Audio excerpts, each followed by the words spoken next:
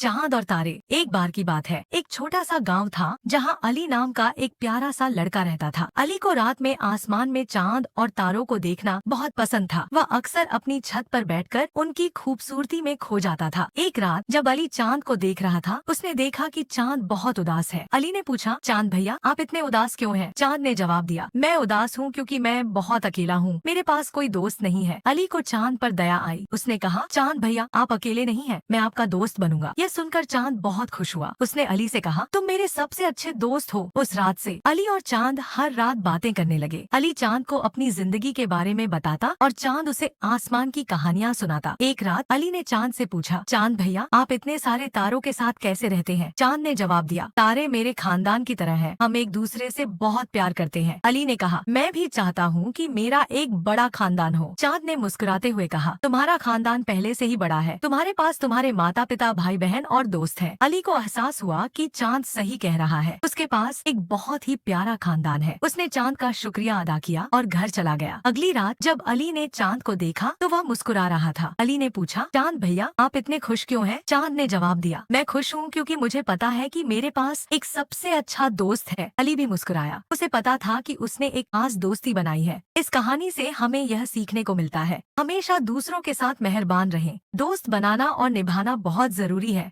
हर किसी में अच्छाई ढूंढें, अपने खानदान की कदर करें, हमेशा मस्बत सोचें।